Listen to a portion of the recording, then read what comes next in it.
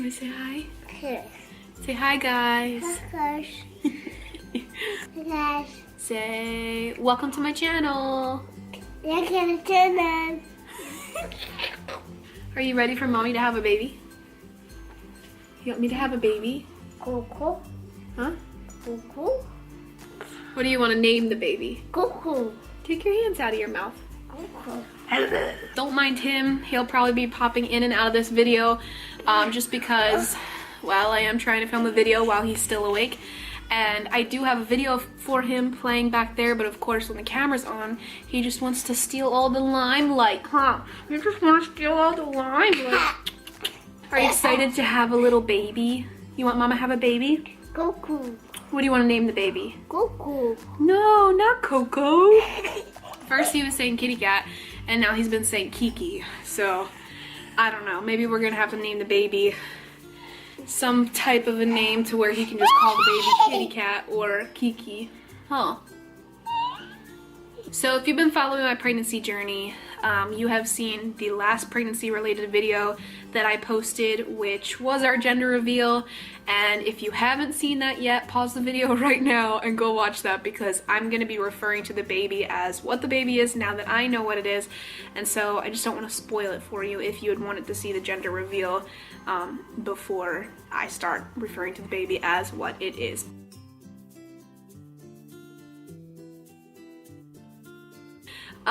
So yeah, we know that the baby is a girl now, and it's so exciting, and I don't know, it's a lot more exciting to be able to refer to the baby as a girl now, and I feel like I've connected a lot better.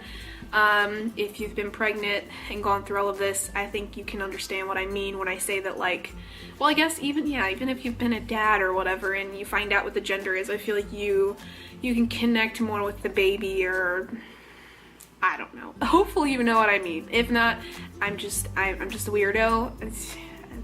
It happens. I mean, it's nothing new if you know me, so anyways. So yes, the baby is a girl and we're so excited. It's gonna be a lot of fun to see what it's like having a boy and a girl, and just to experience now what it's like having a girl. We're so excited. I can't say that I'm surprised. I had a feeling deep down that it was a girl, like my intuition was saying it was a girl. I had a dream it was a girl, and then we did the old wives' tale prediction tests, and that also, with all of my results combined, said that I was going to be having a girl. So I was thinking that that's what it was gonna be. We cannot wait to see what it's like to raise a little girl, although it's a little nerve-wracking because so far, you know, we've just had Jaden, so we know what it's like to raise a boy, and now this is a totally different ball game. So yeah, it's a little nerve-wracking, but it's definitely exciting. We're really excited. So this update is going to be covering weeks 20 to 22, and now that I have announced well, now that you know that it's a girl, I'm just gonna jump into that day that we found out, or the day that we went to our ultrasound and my checkup. That was May 9th, and at 10 a.m. I was scheduled to have my ultrasound, and then at 11 a.m. I was scheduled to have my appointment. So 10 minutes before 10, I showed up for my appointment, and by 10 o'clock, I want to say, they did get me into the room to have my ultrasound. And the lady doing the ultrasound kind of did a general look of the baby. She didn't do any measuring yet. She kind of just looked around a little bit, and then she asked us if we had wanted to know what the baby's gender was. We said yes, and so right away she went to go check and see if she could figure out what it was. But the baby was laying in a tough position. The baby was laying like head up, and then her bottom was on the bottom of my uterus, and so the lady kind of had a hard time seeing what the baby was. And she's like, well, I'm 95% sure that it's a girl, but we're gonna have to come back and look again because, you know, she said the view wasn't that great. So at that point she went on to measuring the different parts that they measure at 20 weeks, checking for everything that they go over, so like measuring the head size and the body size and all of that stuff.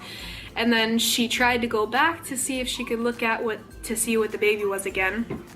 And this time the baby had her hands like down there covering the area, and so this lady could not get a good look at what you know, trying to figure out what the baby was. She could not get a good look at her, and so she's like, okay, well, you know, I'm gonna have to check some other things and then come back and see if I can figure out what she is. So she went on to like measure the heartbeat, which was 149 beats per minute, and she measured all kinds of stuff, like all the bones. So it was really cool to be able to see all of that. And it was a nice long appointment. I loved this ultrasound because it was real thorough, and as she was measuring everything and going about it, she told us everything she was looking at, everything she was measuring, so we loved it. She got done measuring some more and she was like, okay, let's check the baby again. Let's see if we can get her to move so that I can see what she is. So she tried to push the baby around a little bit, but the baby was not budging, and she went to check again, but this time the baby had moved to where the umbilical cord was sitting between her legs, and so that was blocking this ultrasound lady from being able to see if it was a boy or a girl. So this little girl definitely gave this lady a run for her money. It took her a while to be able to figure out what this baby was, and I was there like laying there thinking like, great, watch me like leave this ultrasound and not even know what the baby is. Like, it was getting close to being that way, but eventually the lady doing the ultrasound was just like, okay, try to lay on your side and we'll push her around. We'll see if we can get her aggravated to where she'll change positions. Eventually we did get her to move enough to where finally the ultrasound lady was just like, okay, so I'm 99% sure it's a girl. She's like, I don't like to say 100% just because I guess there have been times where they were wrong, but she was pretty sure. So she told us, yeah, you're having a girl, and she congratulated us, and then she checked for a few more things, and that was basically it for that. So like I said, my ultrasound was scheduled for 10 o'clock, and then my appointment was scheduled for 11 o'clock. And I think by the time we got out of the ultrasound room and back into the waiting room, it was probably 10:30, 10:45, so we knew we had a little bit of time to wait for my next appointment. So we sat in the waiting room for over 30 minutes, and finally somebody called my name to take me back into the room that I would have my appointment in. So we went back to that room, and she was like, okay, so your midwife that you're scheduled to see today is running a little late. She probably won't be able to come into the room for 25 minutes. I think it was a minimum of 25 minutes. And so we were like, well, okay, you know, there's nothing you can do at that point except for wait. So then we sat in that room for a long time. We sat in there for a long time. There was one nurse who came in. I don't know if you would call her a nurse. I think she was a nurse or assistant or something. She came in and took my blood pressure and stuff and said that was all good, and then just told me to wait for the midwife. So we were probably in there another half hour maybe. I don't know, I lost track of time, but it was a long time. And then the midwife comes in and she goes, oh, hi Kayla, so you know, you were originally scheduled to see a physician, but the person that scheduled your appointment accidentally scheduled you to meet with a midwife instead of our physician, so you're just going to be meeting with me this time, and then next appointment you'll meet with a physician. Because the idea behind it is every time I have gone for my appointments, I have met with a different midwife each time, and it's because they want me to be familiar with their whole team, because they don't know who's going to be on call when I go in labor and who's going to be with me, so they want me to be familiar with everyone. So typically at the 20-week ultrasound appointment, or just the 20-week mark, they'll have you meet with their physician, because that's one of the major appointments. So I was supposed to meet with him, but whoever scheduled my appointment messed it up. So anyways, I was with this midwife, and while she starts to explain that to me, then another lady comes and knocks on the door, and she says, so the physician had somebody cancel, so he can actually meet with Kayla after all. And so they're talking back and forth, and I'm like, okay, I don't know what's going on. So then that lady leaves the room, and the midwife tells me, and she's like, oh, so the physician had somebody drop out, and so there's actually room now for you to go ahead and meet with him this time. And she's like, and then I'll meet with you next, your next appointment, which will be in a month.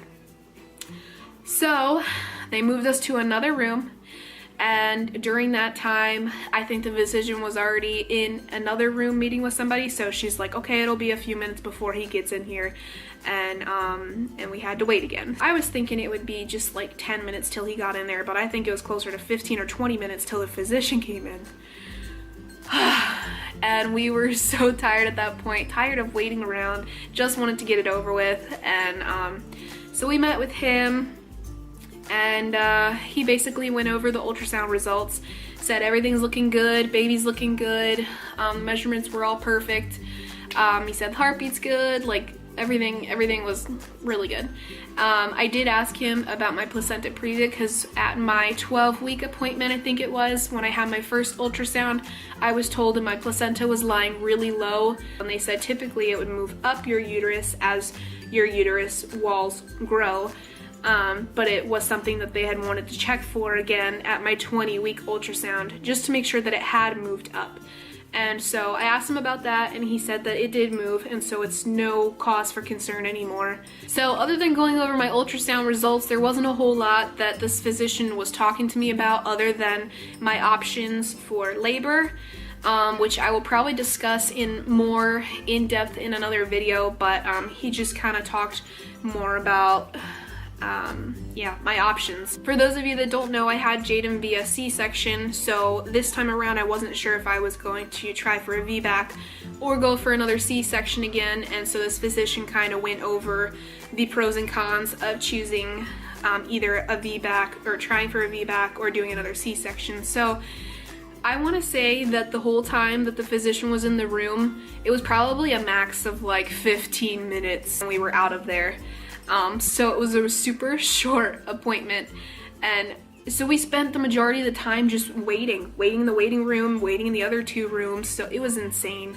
Like I said, we got there 10 minutes before 10 a.m. and I want to say that by the time we left that place, it was well after 1 o'clock, so that was pretty aggravating. By the time we left, we were excited because we found out what the baby was, but we were kind of peeved because we spent like, it felt like we spent half the day there. So between these last 2 weeks, the 20th week, the 21st, and the 22nd week, I haven't really had a whole lot of different symptoms.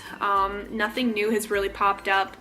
I've been hungry a lot, but I think that was also something that I went through the last couple weeks as well. My appetite has definitely grown, so I'm hungry more often and kind of have to eat frequently. I no longer have those little armpit, like the pea-sized armpit bumps that were showing up. I think the last time I got one of those was probably during week 18 or 19. And I told you all that I was gonna switch my deodorant, which I did, and since then I have not had any, so I'm hoping that I don't know. I really don't know if I haven't gotten any more of those bumps in my armpits because I switched deodorant, or if it's because, well, because maybe that phase of the pregnancy was done, so that would have been funny. But either way, it's nice to not have to deal with that anymore because they were sore and it was annoying. So it's good that I don't have those anymore.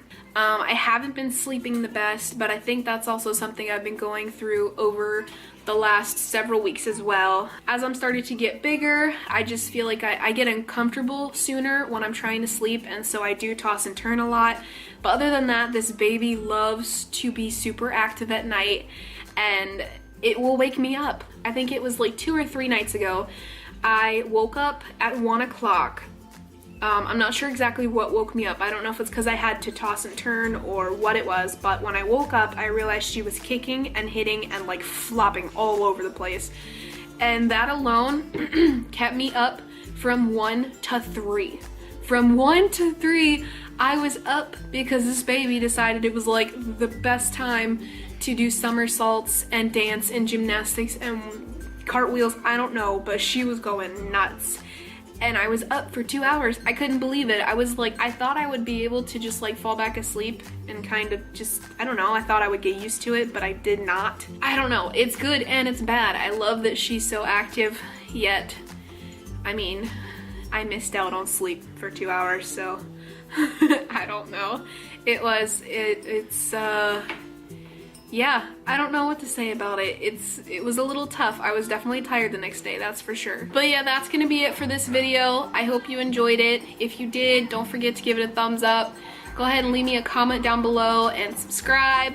Don't forget to hit that notification bell and all that good stuff. And I will see you guys in my next video.